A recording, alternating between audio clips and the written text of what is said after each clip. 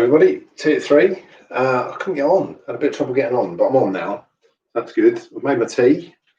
A bit of a bad connection. No, we're all right. Sorry I missed last week. Just very busy.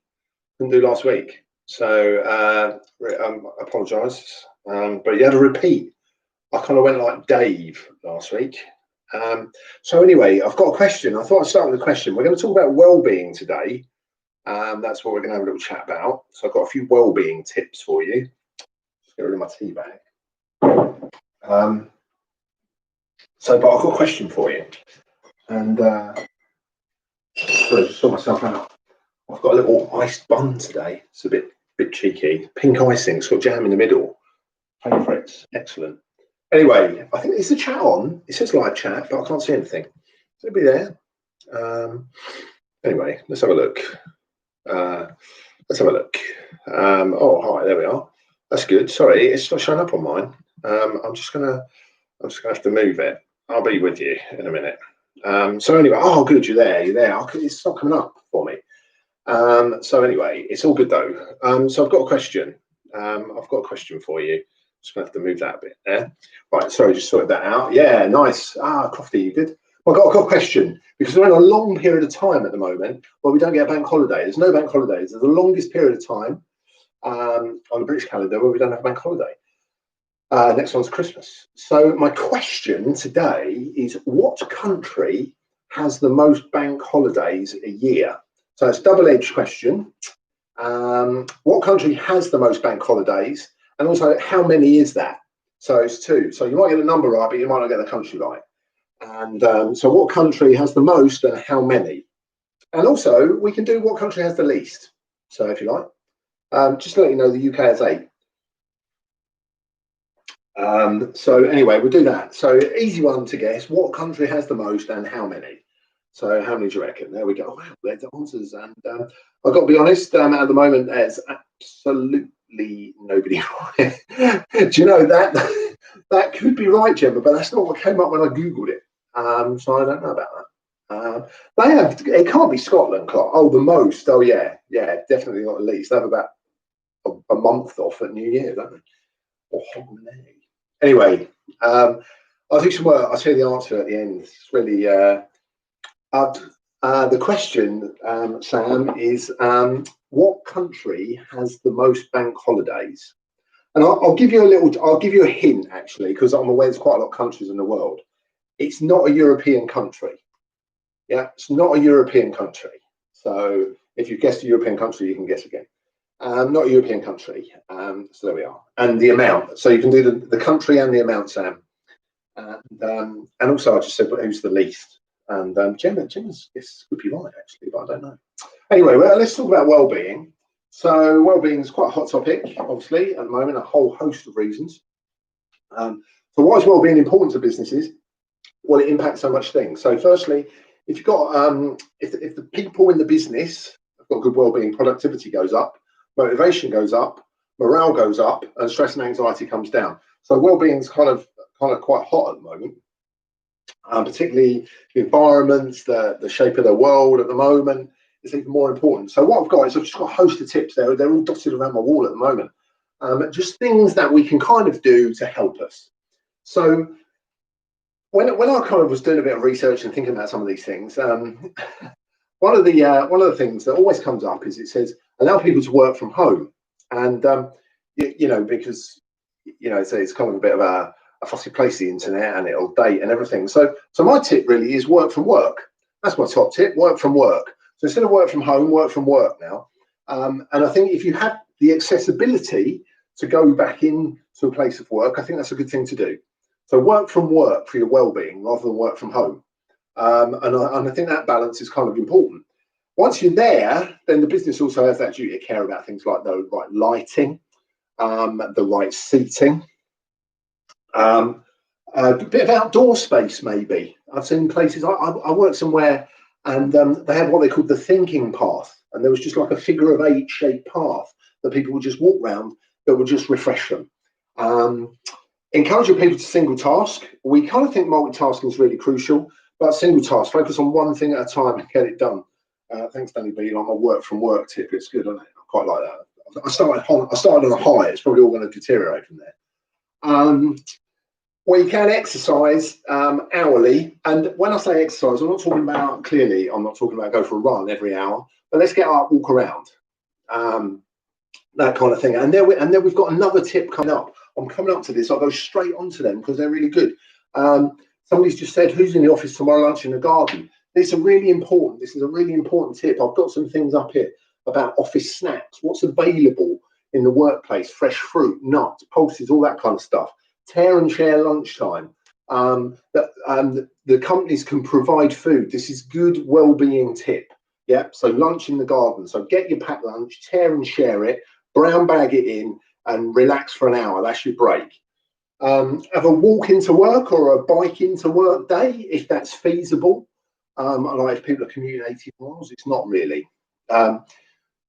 Things that cropped up previously, things like yoga on site.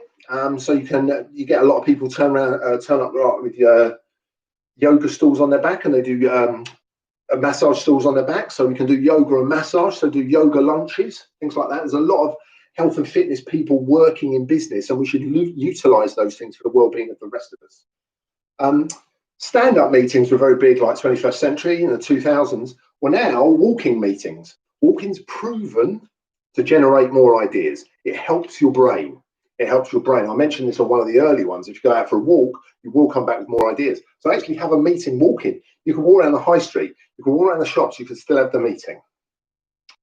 Create a good collaborative space so people can think differently. I worked in one business and they had mood lighting in the room, so they could change the lighting depending on what they were trying to create and do. But that's where the whole office space has that way that it can help you. Hours to suit, I think one of the big things that we've all worked out now is that we work better well at different times. Of course, business has got to have core times, but remember, let's judge people on their outputs, not on the hours they put in. And also, do we just need those core hours of like 10 till 3, but then people make up their time in times to suit? I've done the lunch things because Danny Barlow's right in there, which was good. Have a good positive. What about a nice quote for the day? That's good for well-being. Positive, uplifting quotes. You can have a quote board. It's really simple. In certain businesses, you might have intranet sites, learning sites. You can just put a quote for the day. Make one department responsible for that kind of quote, and you can push those out. So we all kind of start off on a good mood. They go out early doors. Set up volunteering programs to help in and around local areas. They can aid the well-being of you and therefore the other people as well. Business can offer mindfulness training. That will be directly linked. Wow, it's getting noisy outside. I hope you can't hear that. Mindfulness training linked directly with well-being. Other things. I know I've mentioned this before, but deep breaths, deep, long breaths, long, high level of energy, short breaths, low level of energy. Regularly drink your water. And I've been doing a lot of online training, and I'm certainly drinking more and more now because I'm kind of sitting down and I can just pick it up and drink. Makes it a lot easier. These, we've all got these. Get them down. Make a deal right now and say, do you know what? I'm going to turn this off 90 minutes before I go to bed. I'm just going to put it away 90 minutes before I go to bed. That'll help your well-being. Phones are bad news bears late at night. Charge your phone in a different room to the bedroom. Yeah, so you're not tempted in the middle of the night to look. That'll help your well-being. There's the big thing that went on at the start of lockdown about be kind. So be kind to people. Be grateful. Give praise. Things like that, and they will make you feel better inside. They always do. One thing that I'll try and do: phone a friend for your own well-being. Have a chat. Just pick up the phone to somebody. In these times, I think we all need some kind of a little bit of a chat, a little bit of a help. Phone somebody up. It doesn't matter. Just to go, hi, you're right. It works wonders. And you kind of come off the phone and you feel good as well. Laugh. The power of the internet is so great. Just go onto YouTube. Type some funny things. There's always amusing things. And just give yourself 5 minutes to do that. I'm saying turn your phones off early, but I think we can have 5 minutes during the day where we just laugh. Something that makes us laugh. Reflexology at HF, I think it's absolutely perfect. But reflexology, I remember us having a masseur in London as well. Used to come with like a little seat on the back, and as well, I think with things like that, at the moment those are the kind of businesses that are probably looking for like a little push. Yeah, little gifts and emojis, they'll make people feel a bit happier. We can maybe power nap during the day, quick 10-15 minutes. I'm certainly finding I'm needing them more and more. Bring a pet to work day. What about that? When we're all going to work from work day, why don't we bring a dog in? I don't know if that's allowed, but that's the kind of thing. Go back old school and read some books. Yeah, Clara, bring your dog in. That's good. Is that a dog? I can't see. Oh, no, that's tear and share. Read some books. Nice simple tip. I read this on somewhere. It made me chuckle. It says, if you just want to feel a bit better instantly, just throw some cold water on your face. It's proper old school, but it kind of works. Other little Todd would certainly love that. Bring a dog to work day. Let's get them involved. What are the little things we can do? Just get up 10 minutes. Everybody wants a little bit of time. 10 minutes early. Don't hit the snooze button. Just get up. In 10 minutes, you'll be amazed what you can do. So get up 10 minutes earlier.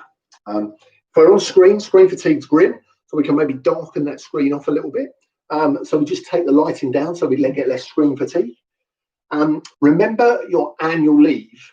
Oh, Danny's dog is called Todd, not literally. That's a bit weird. Use your holidays. So here we are in September. So we should be well deep. We should be 70-80% into our annual leave by this stage of the year. So make sure you're still using it. Even though a lot of us have been working from home, how much annual leave have we been taking? Yep, I'll certainly go for a cycle, keep staying in lockdown. I'm more than happy with that. That any kind of exercise, whether it's bikes, whether it's walks, whether it's runs, these are good things. I like these things. Good man. I've just realised who that is. Welcome, Steve. It's nice to have you on board. If you need any good training, you know where we are, mate. And if you're really concerned, give yourself a good health check. All-round health check. That's what we need. So full health check, full service MOT. And I like to have one of those. No worries, mate. Good luck with it. And to have those health checks, and they kind of make me feel that little bit better once I've been to see an expert. Right. I've given you like loads of tips, 30 tips. Some things you can do, some things you might have to go get a budget for. But do something. Be nice to people. Honestly, it makes you feel so much better. That's what kind of excites me. Now, my question of the day.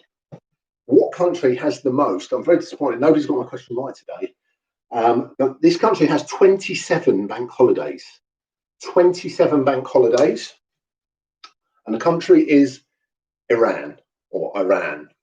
Iran. 27. Now, the country that I've got that's got the least is Norway, and it just has 2 bank holidays in Norway. But they're pretty healthy. They'll probably get about 500 days annual leave. So Iran, if you want the most bank holidays, 27. And Persia of old. You're showing your age there, Mr. Consulting. Anyway, it's been great to have a little chat. Next Tuesday, I'm here next Tuesday again, which is great news. And Crofty's moving to Iran, brilliant. What I'm going to talk about next week is I think sometimes we have to have like some quite difficult conversations with people. We're going to give you some tips on those difficult conversations. I'm going to talk specifically about something that's helped me massively in challenging conversations and how people react. And that's about called transactional analysis. So if you want to come back to that, it'd be great to see you all next Tuesday. But for now, have a great afternoon, and I will see you next Tuesday. Thanks a lot, guys. Great to see you all back again.